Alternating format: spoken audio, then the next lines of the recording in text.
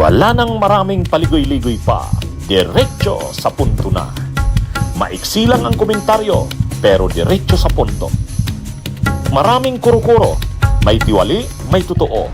Dito, sa Puntong Diretso tayo. Punto Diretso. Mauubos yata yung mga nag-o-organize ng mga activities ng DDS, di ba? Ang mga nag-o-organize ng Raids Coalition. Yan, si Mike Defensor, o yan. Sila, So ngayon, itong... yes. So ngayon, attorney, practically 20 na lang yung mga senador. Di ba? Kung sakaling mabago yung desisyon ni Presiding Judge Chis Escudero at yung 2/3 ay kumalaw. Di ba? Kung ang bilang ay 20, yung 2/3 ay 14. Eh paano, attorney, kung may 2 pang senador ang makulong? Halimbawa, si Alan Peter na nagdi-disguise na sa pagpapakapal ng kanyang balbas na kabigote. No? Nagsisimula na siya mag-disguise. Or, pati si Bongo, na 2 ang kaso. No? Sa Ombudsman, plunder, at sa ICC, Crimes Against Humanity. So, kung madagdag yung 2 na yan, mabawasan maging 18, ilan na lang ang 2/3? 12 na lang. Diba, Tony? Yan, dosin lang. Ano na yan? Pabawas ng pabawas talaga yan. Kaya, actually, ang gagawin yan, i-adapt nila yung Abilino versus Cuenco na doctrine dyan sa issue ng impeachment. Kasi, ano yan ang lalabas niyan sa dulo, bakit nga naman dapat isama, i-consider sa pagboto yung mga hindi naman nakalahok sa proceedings ng trial? Ano yan? At ang pagbubutuhan lang naman dyan, ang magbubuto lang naman dyan, simple majority. Ano bang i-adapt natin na threshold ng 2/3? Ang base ba natin ay 24? In that case, 16 yan? Or yung, yung effectively nakapag-participate sa sa impeachment trial. So, ilan na lang yan? 20? Pagka ganyan, magbubutuhan sila niyan. Kahit nakapagsabi na si Chis, presiding judge, na 16, pwede pa namang mabago yan pag may nag-raise ng issue na yan. At kung pag nagbutuhan yan, ang kailangan lang dyan, simple majority.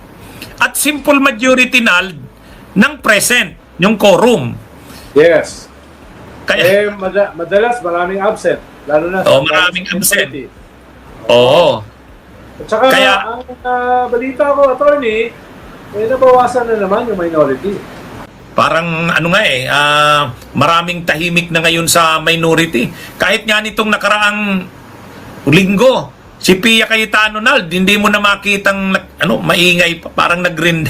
Yung magkapatid na bilyar, tahimik na Matagal na tahimik yun. Oo. Si Bongo, tahimik. Si Bongo, dati nang tahimik yan Hindi. Ang style ni Bongo parang Lito Lapid Ayaw niyang sumabay dyan sa na yan.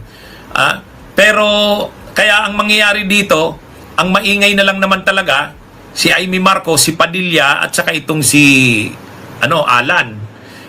Itong tatlo. Itong tatlo na lang. Si Amy, si Padilla, saka si... Ang matitira na lang halos dyan, itong si Amy at saka si Padilla. Robin.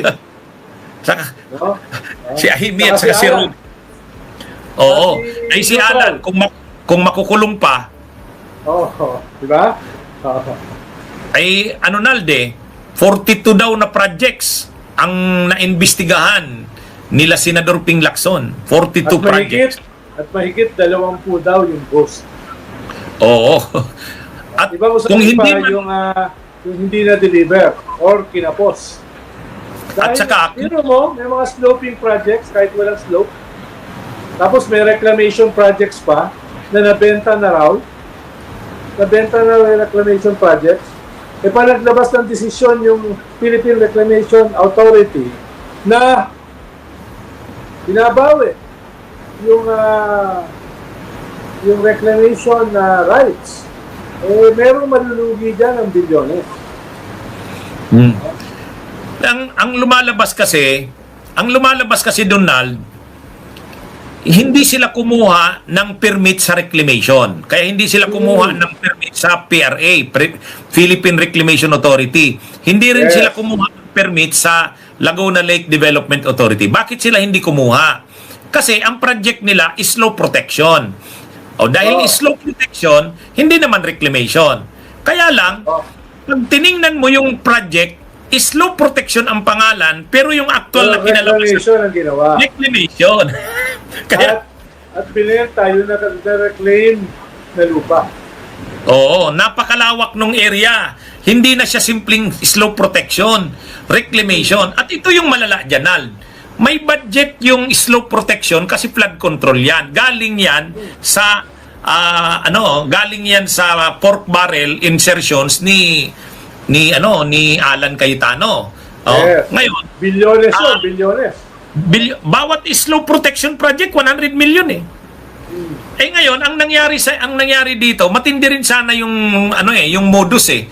Gumawa ka, ang project mo is slow protection. Dahil slow protection, gagastusan ng gobyerno 'yan.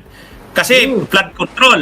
Pero yung effect niya, yung na-create niya, naka-reclaim siya ng mga lands. O dahil na reclamation siya, pwede mo siya ngayong gamitin, patituluhan. Na dapat may permiso sa PRA, Reclamation Authority. sa NLDA. Diba? Oh.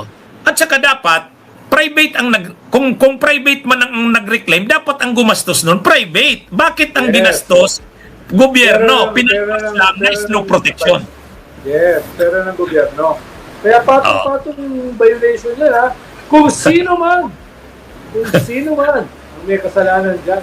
Dahil na-identify na rin daw nila Ping Lacson kung sino yung mga bagmen, yung kumukolekta ng kickback. At kilala na rin nila yung boss of bosses. Parang mafia, di ba? Oo. Meron kang Tsaka- mga boss, pero meron kang boss of bosses, yung godfather. Kilala na daw nila kung sino yun. Sino kaya yun? Sabi naman ni Alan Cayetano, Nald, handa naman daw siyang magpakulong. Basta Eh, wala, di wow. wala lang daw patayan. Ano naman patayan? Ano ba namang Patayan kagad no? Kung sila yung mahilig sa patayan, siya yung nagdepensa ng patayan sa United Nations. Di ba?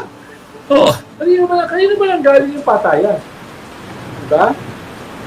Bunyog, bunyog, halikan na kasama ka. Bunyog, kapag buklod ay may pag-asa. Luzon, Visayas, Mindanao, isa ang pananaw. Sa bagong Pilipinas ang bunyog isisigaw. Bunyog, bunyog, bunyog.